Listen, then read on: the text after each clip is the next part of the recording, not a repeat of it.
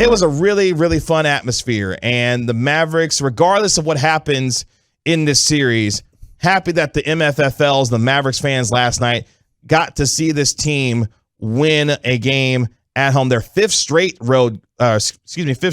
home win in these playoffs. So the Mavericks last night getting a huge win at home, Game 7 on Sunday. Huge win. This team has played so well at home in this series. Like it's been night and day.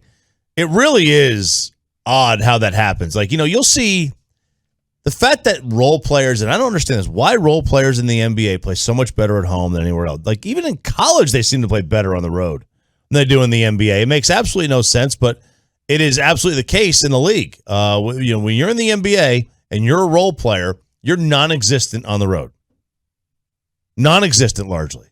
And at home, it's like you're a true number 2. Kind of funny how that happens. Luka Doncic making history along the way in this series. Luka Doncic, per ESPN Stats and Info, has averaged 39 points when facing elimination in his career, the highest scoring average in those situations in NBA history with a minimum of 3 games. So that just gives you an idea of how well Luka Doncic plays when the lights are brightest and the stage is the biggest. And last night had another 33 points last night against the Phoenix Suns. Doncic has his fifth playoff game with at least 30 points, 10 rebounds, 5 assists, breaking a tie with Dirk Nowitzki for the most in Mavs postseason history. Nowitzki's 4 games came across 145 games in his playoff career. Luka only needed 22 games to pass him. Is that good? It's not bad. It's not bad for a 23-year-old superstar who is going to be a first-team All-NBA selection for the 3rd year in a row.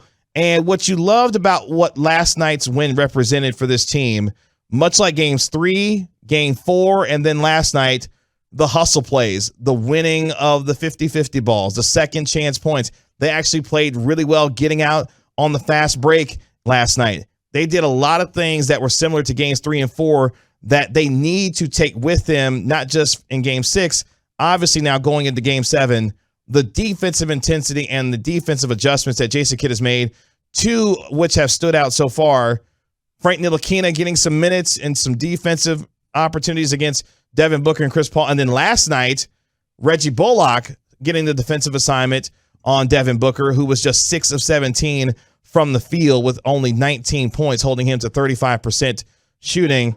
I think Jason Kidd has been able to make the kinds of adjustments in this series, especially the way that they played at home, that hopefully he can make on Sunday for this team, because now these two teams, they know each other and they know each other well. It's about who wants it more and, more importantly, who executes the best on Sunday in Game 7. Yeah, it really is. And I wonder if, putting Reggie on Booker again is the way to go. I don't know. I mean, teams, again, they play better or worse based on where the location of the game is. And maybe the Suns just had themselves an off night. But I think the likelihood is that there's something wrong with Phoenix. They ain't the favorites in the West right now. I'm not saying it's Golden State either, the way they looked the other night. But I don't think there is a favorite in the West right now. Phoenix is not that team. Chris Paul is gutless. And this Phoenix team in general, while they are a 60-plus win, 62-win team, they're fantastic. When their point guard is playing like he's played in the last couple of games, they're a completely different team. They are a manageable team. You can beat this basketball team. Even when, granted, Chris Paul didn't play very well in Game 5, and they won by like 47 points, it seemed like. And they controlled that thing from about the start of the third quarter on. But when Chris Paul doesn't play well, you can definitely get this team. Chris Paul had 5 turnovers in Game 6, was just 4 of 7, had 13 points, but was a negative 14 as far as the game last night was concerned. And did you think, real quick, that they were going to throw a little flagrant on DeAndre Ayton? Oh, for the elbow to Luka's face last night? I thought that they were going to at least overturn it and make it an offensive foul.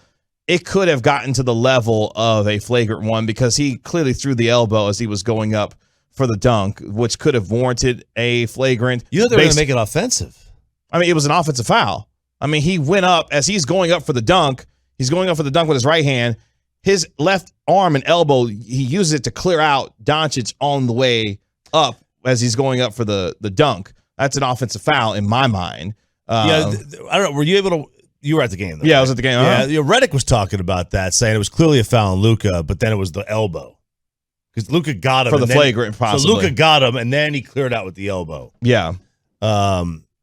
So they weren't sure how they were going to. They weren't sure how they were going to call it. They were going to call it. It was clearly going to be foul on Luka, and then the thought was, if it was a foul on Luka, can you really give the other guy a flagrant for protecting himself?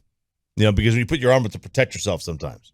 That was the kind of what they were talking about back and forth on the broadcast. But I thought there was a chance they gave him a flagrant with the elbow.